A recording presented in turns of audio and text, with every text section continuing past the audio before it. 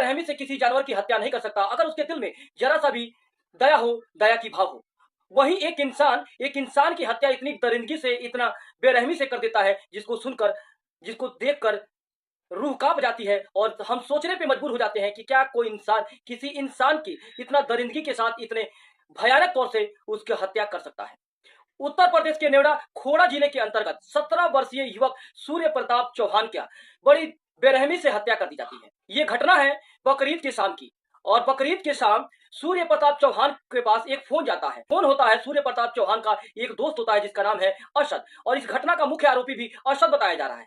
अरशद का फोन जाता है और सूर्य प्रताप चौहान को मिलने के लिए बुलाता है। सूर्य प्रताप चौहान इस पूरी घटना से अनजान थे। उनको यह नहीं पता था कि अगले पल उसके साथ क्या होने वाला है, क्या उसका दोस्त प्रताप को अंजाम देगा। वो इस बात से बिल्कुल बेखौफ होते हैं, अनजान होते हैं, और अरशद से मिलने के लिए सूर्य प्रताप चौहान पहुंच जाते हैं। सूर्य प्रताप चौहान जब अरशद से मिलते हैं तो अरशद कहता है कि तूने अपनी जिंदगी में बकरे को हलाल होते हुए नहीं देखा होगा, चल तुझे बकरे को हलाल होते हुए दिखाता हूं। बात को सुनकर सूर्य प्रताप चौहान मना कर देते हैं अरशद से कि मैं बकरे को हलाल होते हुए मैं नहीं देख सकता, जिस बात से अरशद बहुत नाराज हो जाता है और अपना आपा को खो देता है, और बकरे को हलाल करने के लिए जो चाकू अपने पास रखा था उस चाकू से सूर्य प्रताप चौहान पर हमला कर देता है, और इतनी बेरहमी से खोद कर चाकू को घोप कर मारता है कि जिसको देखकर, जिसको सुनकर रूह कांप जाती है। क्या कोई दोस्त अपने दोस्त को इतनी बेरहमी से मार सकता है? इस घटना के जांच पड़ताल के बाद पता चला है कि सूर्य प्रताप चौहान और अरशद के बीच एक रंजिश चल रही थी जो बहुत पुरानी थी, 8 महीने पहले की कहानी है। लेकिन अरशद के मन में अभी भी वो खुरापात चल रहा था और सूर्य प्रताप चौहान से बदला लेने का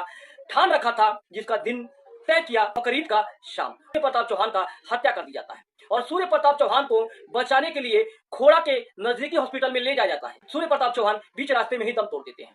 अब ये घटना आसपास के क्षेत्रों में फैलता है, ये घटना मीडिया तक पहुंचता है, तो आसपास के जो हिंदूवादी संगठन थे, जो हिंदू अनुदाय के लोग थे, और सूर्य प्रताप चौहान को इंसाफ दिलाने के लिए खोड़ा में आंदोलन करते हैं और सड़कों पे उतर जाते हैं। शासन और प्रशासन और पुलिस हरकत में आती है और आंदोलनकारियों को कंट्रोल में लाने का प्रयास करते हैं, और प्रशासन और पुलिस आश्वासन देती है कि सूर्य प्रताप चौहान को इंसाफ मिलेगा और सूर्य प्रताप चौहान के जो हत्यारे हैं उनको नहीं बख्शा जाएगा। 2 आरोपियों को तो गिरफ्तार कर लिया गया है, जो तीसरा आरोपी है यानी अरशद अभी फरार चल रहा है, बहुत जल्द कानून के हिरासत में होगा, उसे कठोर से कठोर सजा मिलेगी। तो आइए देखते हैं सूर्य प्रताप चौहान को इंसाफ दिलाने के लिए इस आंदोलन का एक झलक आप सभी को दिखाने का प्रयास करता हूं कि जो हमारा समाज है, समाज को एकजुट होना बहुत जरूरी है, क्योंकि आजकल का जो माहौल हो गया है वो धर्मवाद, जातिवाद, क्षेत्रीयवाद में बढ़ चुका है, और एक धर्म के लोग दूसरे धर्म को देखना नहीं चाहते। तो जरूरी है कि एक धर्म, जो अपना धर्म है, वो धर्म के लोग एकजुट हो, मजहब के लोगों के साथ सुख दुख के साथी बने, भागीदारी बने।